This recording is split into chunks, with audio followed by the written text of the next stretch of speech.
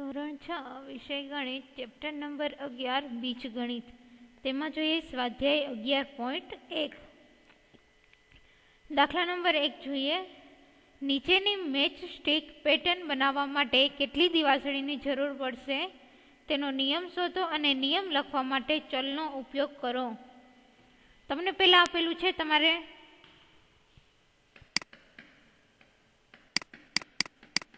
11.1 માં દાખલા નંબર 1 પહેલા તમારે ટી બનાવવાનું છે તો ટી માં જો એક આડી લાઈન અને એક ઊભી લાઈન તો કેટલી દિવાસળીની જરૂર પડે છે તો કે 2 દિવાસળીની જરૂર પડે છે। હવે હું એક વખત ટી લખીશ તો હું n બરાબર 1 મૂકું છું કારણ કે એક વખત ટી છે। હવે હું 2 વખત ટી લખું એટલે n બરાબર શું મૂકવાનું 2। 3 વખત ટી મૂકું તો n બરાબર શું મૂકવાનું 3। n એટલે કેટલી વખત ટી લખું છું ઈ। હવે તમને એવું કીધું છે નિયમ લખવા ચલનો ઉપયોગ કરો તો ચલના ઉપયોગમાં શું આવશે તમારે શું કરવાનું 2n 2 એટલે કે 2 દિવાસળી જરૂર પડે છે n એટલે કેટલી વખત તમે ટી લખો છો એ। હવે જો એક વખત તમારે ટી લખવો હોય તો n ની જગ્યાએ 1 મૂકવાનો એટલે 2 ગુણ્યા 1 તો શું થશે 2। સૂત્ર તમારે શું બને છે 2n તો 2 વખત ટી લખો છો એટલે n બરાબર શું મૂકવાનું 2 તો કેટલા મળે 4। ફરીથી સૂત્ર શું છે 2n 2n એટલે 2 છે એ 2 દિવાસળી છે n એટલે કેટલી વખત ટી લખો છો તે 2 n બરાબર 3 વખત તમારે ટી લખવો છે તો કેટલી થશે 6 તો કેટલા દિવાસળીની જરૂર પડશે 6 દિવાસળીની। બી જોઈએ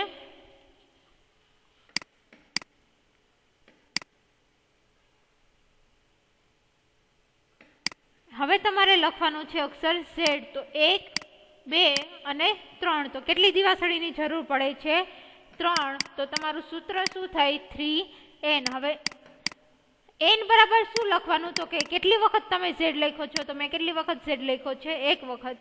હવે જો કેટલી વખત z લખ્યો 2 વખત તો n બરાબર શું મૂકવાનું 2।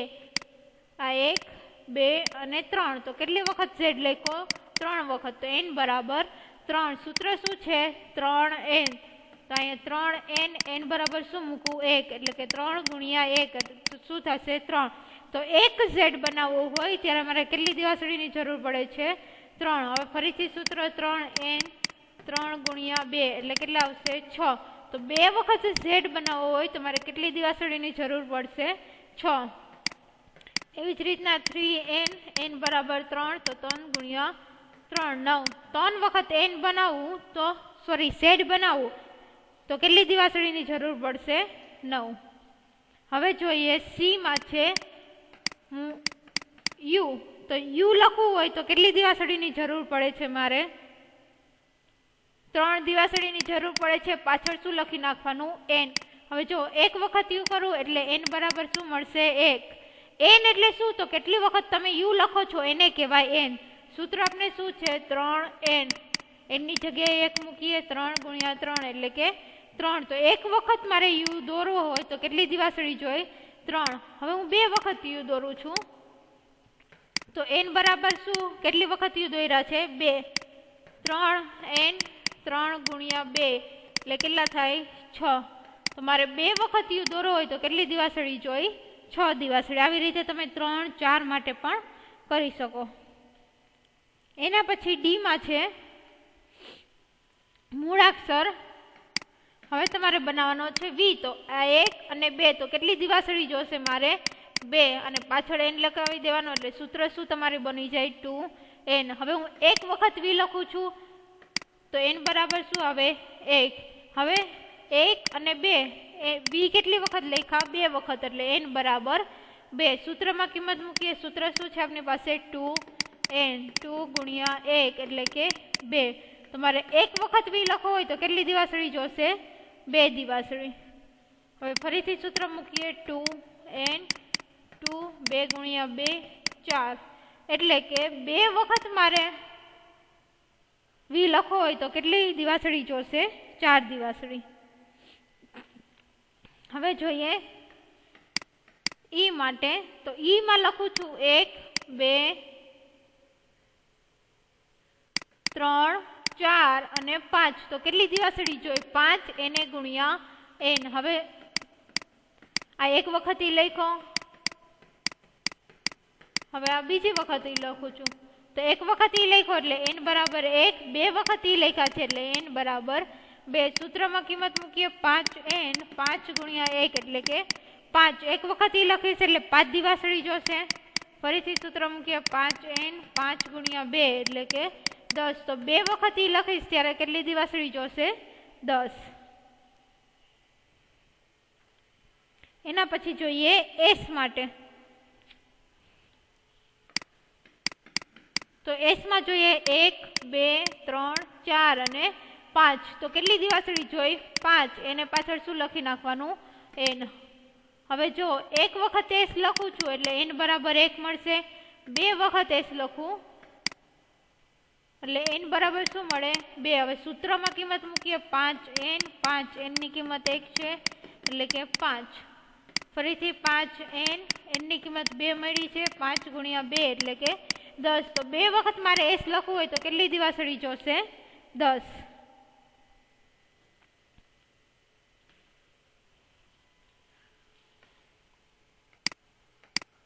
એના પછી જોઈએ હવે તમારે મૂળાક્ષર લખવાનો છે a. તો એ માટે જોઈએ 1, 2, 3, 4, 5 અને 6. તો કેટલી દિવાસળી જોઈ? 6. પાછળ શું લખવાનું? n. એટલે આ તમારું સૂત્ર બનશે. હવે એક વખત જોઉં એ લખું છું 1, 2, 3, 4, 5 અને 6. કેટલી વખત એ લખો? તો કે એક વખત. હવે બે વખત એ લખીએ.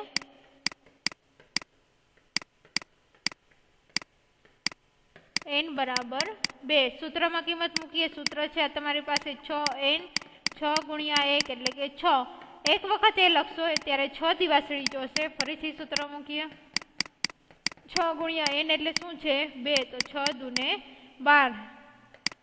તો તમારે બે વખત જ્યારે એ લખવો હશે ત્યારે તમારે કેટલું લખવું પડશે? તો કે 12 દિવાસળીની જરૂર પડશે.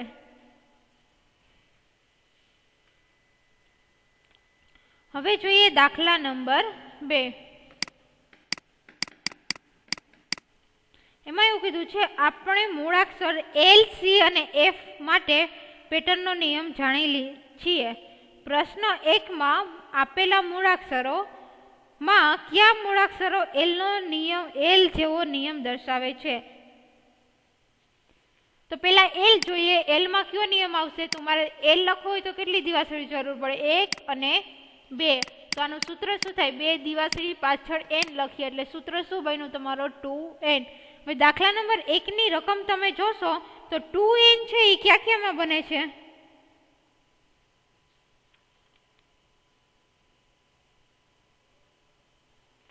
તો t હતું, મૂળાક્ષર કયો હતો? પેલો જ t. એના માટે તમારે શું નિયમ બનતો? તો 2n નિયમ બનતો. તો 2n એટલે 2 એટલે 2 દિવાસળી, n ઈ છે તમારો ચલ. તો કોણ આવશે? આ મૂળાક્ષર t માટે. અને પછી મૂળાક્ષર બીજો કયો બનતો હતો કે જેમાં 2n બને છે? તો મૂળાક્ષર બીજો કયો બનશે? તો કે v. તેનું શું બનશે? 2n. તો દાખલા નંબર 1 માંથી t અને v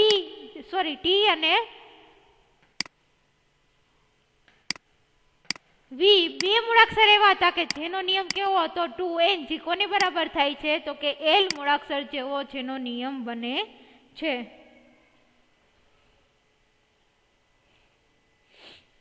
હવે ત્રીજો પ્રશ્ન છે.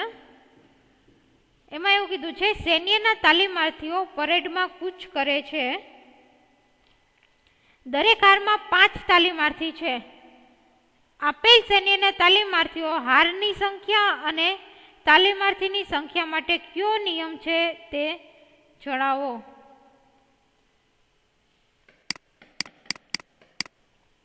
દરેક હારમાં તમને કીધું છે કેટલા છે? તો કે 5 તાલીમાર્થીઓ છે. તમને એવું કીધું છે કે હારની સંખ્યા બરાબર તમારે શું લેવાનું છે? તો કે n. તો હારની સંખ્યા બરાબર થશે n અને દરેક હારમાં કેટલા તાલીમાર્થીઓ છે? દરેક હારમાં તાલીમાર્થીઓની સંખ્યા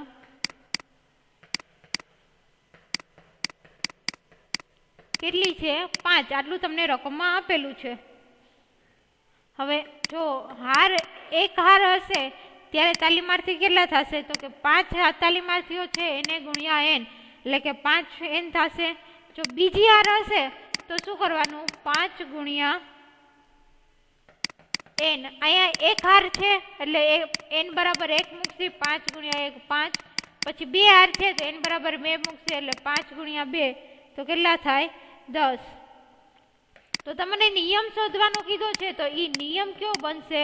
તો કે તાલીમાર્થીની સંખ્યા 5 એને ગુણ્યા તમારે શું કરવાની? હારની સંખ્યા. જેટલા હાર હોય એટલા વડે એને ગુણાકાર કરવાનો. તો તમારો નિયમ કયો બનશે? 5n. દાખલા નંબર 4 જોવો.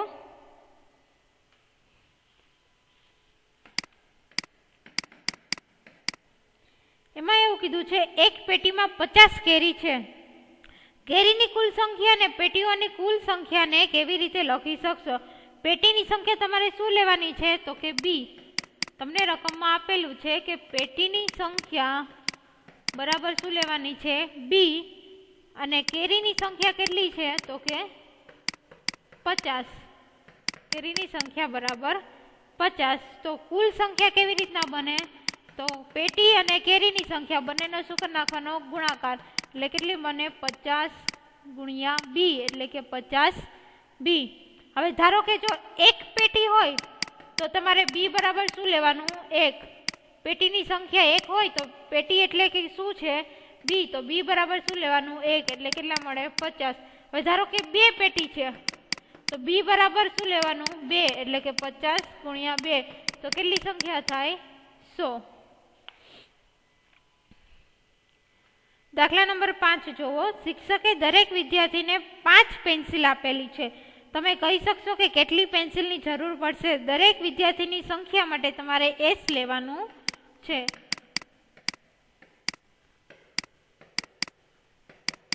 વિદ્યાર્થીની સંખ્યા તમારે લેવાની છે s અને પેન્સિલની સંખ્યા છે 5. કેટલી પેન્સિલ આપે છે? તો કે 5.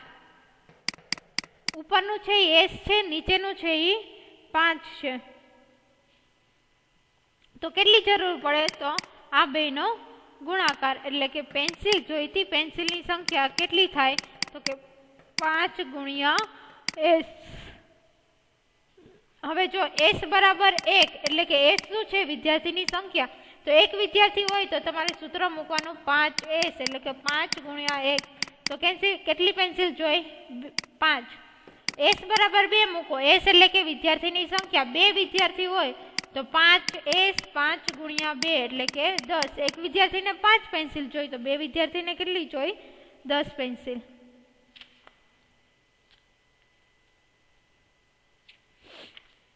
છઠ્ઠો દાખલો જુઓ.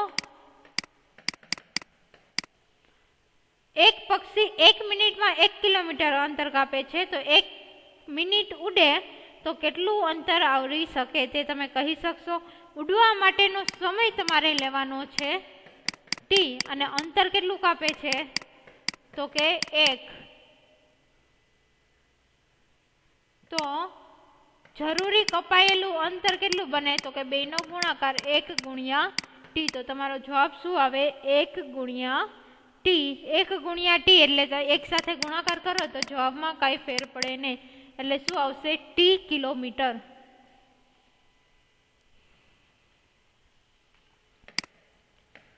દાખલા નંબર 7 જોઈએ.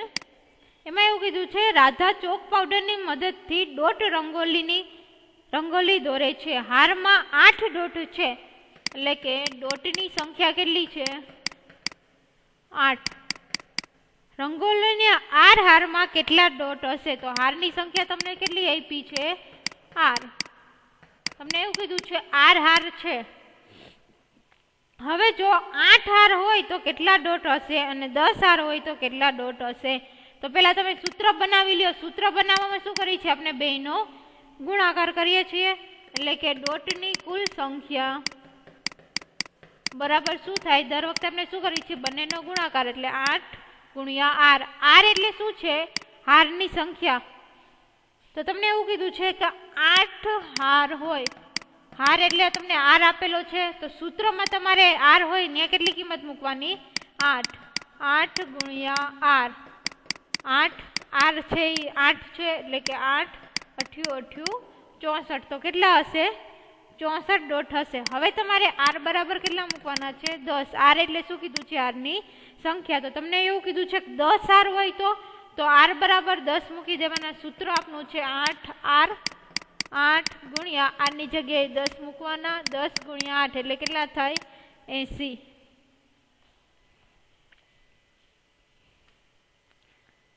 દાખલા નંબર 8.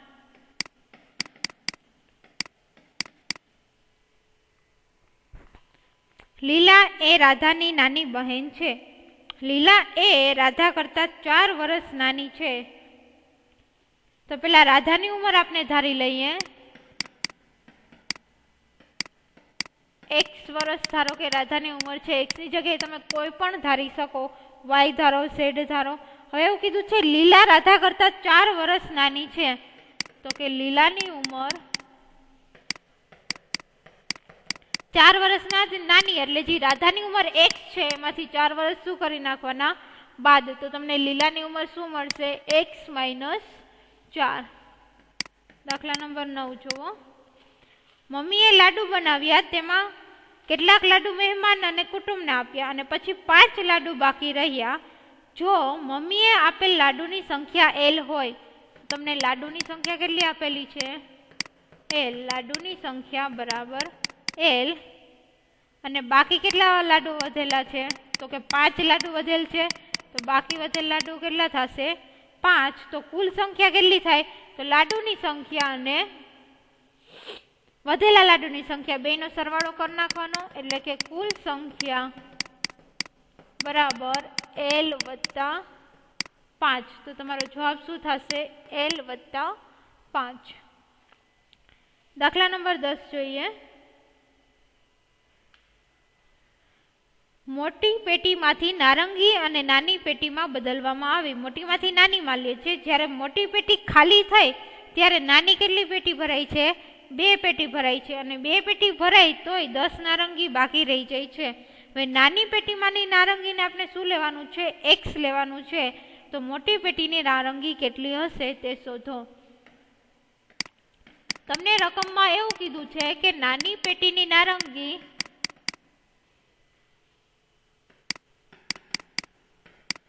નાની પેટીમાંની નારંગીની સંખ્યા તમારે કેટલી ધારવાની છે? x. આવું તમને રકમમાં કીધેલું છે. હવે એવું કીધું છે નાની પેટીમાં કુલ નારંગી કેટલી છે? તો મોટી પેટી કરતા મોટી પેટીમાંથી નાની પેટી 2 ભરાય છે. તો કુલ નારંગી નાની પેટીમાં કેટલી હશે? તો કે 2x. મોટીમાંથી જ્યારે તમે નાનીમાં ફેરવો છો ત્યારે એ 2 પેટી ભરાય છે એટલે 2x. અને 2 પેટી ભરાતા 10 બહાર રહી જાય છે એટલે કે હજી એમાં કેટલા ઉમેરવા પડશે? 10. તો તમારે મોટી પેટીમાં કુલ નારંગી કેટલી હશે? 2x વત્તા 10. 11મો દાખલો જુઓ. નીચે તમને આકૃતિમાં દિવાસળીની ગોઠવણી કરેલી છે. એમાં ચોરસ આપેલા છે. 2 નજીકના ચોરસમાં દિવાસળી સામાન્ય છે. એટલે તમે 2 ચોરસ જોવો, 2 બાજુમાં રાખો તો વચ્ચેની એક બાજુ છે એ સરખી થશે, કોમન થશે. ગોઠવણીનું અવલોકન કરો અને દિવાસળીની સંખ્યાને આધારે ચોરસ માટેનો નિયમ તારો. તમે જેમ દાખલા નંબર 1માં નિયમ લીધો તો એવી જ રીતના અહીંયા તમારે નિયમ લેવાનો છે. તમે જો 1 2 3 અને 4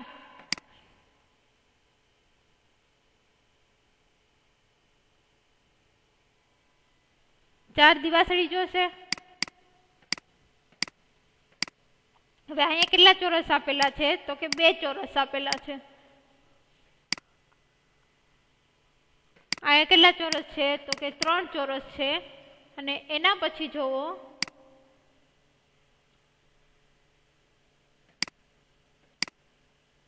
તો કેટલા ચોરસ આપેલા છે? 4 ચોરસ આપેલા છે.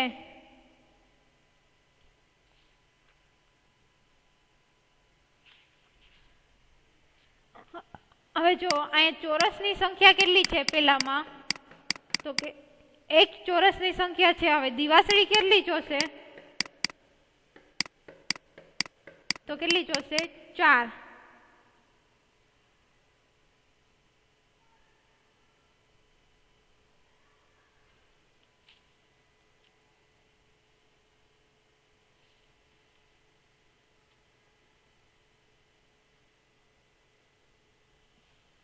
બીજામાં જોવો કેટલા ચોરસ આપેલા છે, તો કે 2. દિવાસળી કેટલી જોશે, તો કે 7. 7 શું કામ, તો કે 1 2 3 4 5 6 અને વચ્ચેની દિવાસળી છે એ બેમાં સરખી આવશે એટલે 2 ચોરસ છે પણ દિવાસળી કેટલી જોશે, 7. ત્રીજામાં જોવો તો ચોરસ કેટલા છે, 3. દિવાસળી કેટલી થશે, તો કે 10. 1 2 3 4 5 6 7 8 9 અને 10 કોમન દિવાસળી છે એટલે દિવાસળી કેટલી જોશે, 10. ત્રીજામાં જુઓ તો ચોરસ 4 આપેલા છે તો દિવાસળી કેટલી જોશે, તો કે 1 2 3 4 5 6 7 8 9 10 11 12 અને 13 તો કેટલી દિવાસળી જોઈ છે, 13. તો હવે તમે બધાને તમારે એવી સ્વરૂપમાં દર્શાવવાનું છે કે એક સૂત્ર પ્રમાણે તમે આ બધાની કિંમત મૂકી શકો. તો તમે એનો નિયમ લ્યો તો એનો નિયમ તમે એવી રીતના બનાવી શકો કે 3n + 1 તમારે નિયમ બનાવવાનો છે.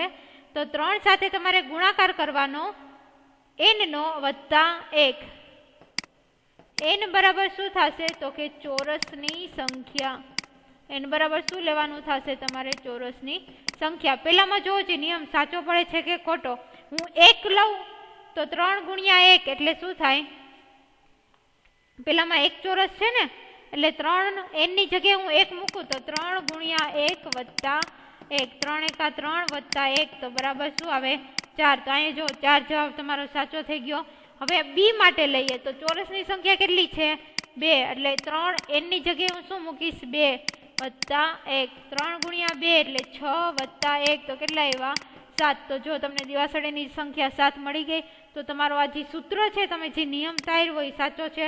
હવે 3 માટે ચેક કરીએ તો શું આવે, 3n + 1. n બરાબર ચોરસની સંખ્યા, ચોરસ કેટલા છે, 3 + 1 3 × 3 9 + 1 એટલે કેટલા આવે, 10. તો જો તમારો 10 જવાબ આવી ગયો.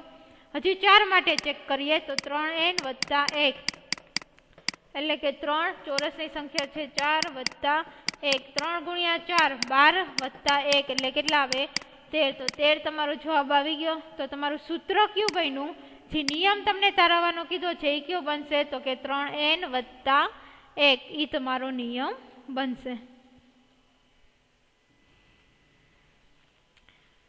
એમાં ને એમાં દાખલા નંબર 11 બી જોઈએ. એમાં તમને પેલા કેમ ચોરસ આપ્યો છે એવી જ રીતના હવે તમને આપ્યો છે ત્રિકોણ. તો ત્રિકોણ માટે તમારે નિયમ બનાવવાનો છે. પેલામાં તમને આપેલું છે એક ત્રિકોણ,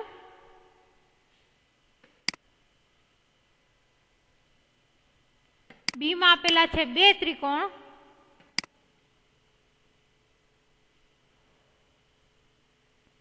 સી માં આપેલા છે તમને 3 ત્રિકોણ અને ડી માં આપેલા છે 4 ત્રિકોણ. બધા ત્રિકોણ તમને જોઈન્ટ કરીને આપેલા છે. આ આપેલા છે ડી માં. તો જોવો જી, હું જ્યારે ત્રિકોણની સંખ્યા પેલા કેટલી છે 1 અને દિવાસળીની સંખ્યા આ આવશે, ત્રિકોણની સંખ્યા દિવાસળી તો કેટલી બનશે 3. હવે ત્રિકોણ કેટલા છે 2 તો દિવાસળી કેટલી જોશે 1 2 3 4 અને 5 કેટલી જોશે 5. શું કામ, કારણ કે વચ્ચેની આ દિવાસળી છે બંનેમાં કોમન આવેલી છે. હવે જોઈએ તો 3 ત્રિકોણ બને છે તો કે 1 2 3 4 5 6 અને 7 તો દિવાસળી કેટલી બનશે 7. હવે અહીંયા ત્રિકોણ 4 આપેલા છે તો કે 1 2 3 4 5 6 7 8 અને 9 તો દિવાસળી કેટલી જોઈ છે તમારે, તો કે 9 ત્રિકોણ ગણાવી દો અહીંયા 1 આ 1 અને 2 અહીંયા 1 2 અને 3 અને આ 1 2 3 અને 4 ત્રિકોણ। હવે નિયમ આપણે શોધીએ તો એનો નિયમ કયો બનશે તો કે 2n વત્તા 1 કેટલો બનશે 2n વત્તા 1। જો ચોરસમાં 4 બાજુ હોય એટલે 3n વત્તા 2 કર્યું સોરી 3n વત્તા 1 કર્યું। ત્રિકોણમાં 3 બાજુ છે તો 2n વત્તા 1 એટલે n સાથે 1 ઓછી કરી નાખવાની 2n વત્તા 1। હવે આપણે ચકાસીએ તો ચકાસવામાં હું 2n વત્તા 1 પહેલા એક ત્રિકોણ માટે ગણું તો n ની જગ્યાએ 1 મૂકીશ એટલે કે 2 ગુણ્યા 1 2 વત્તા 1 બરાબર 3। તો જો તમારો 3 જવાબ આવી ગયો દિવાસળીની। એવી જ રીતના 4 માટે ચકાસીએ તો 2n વત્તા 1 ત્રિકોણ કેટલા છે 4। અહીંયા લખું છું n બરાબર તમારે શું લેવાનું તો કે ત્રિકોણની સંખ્યા।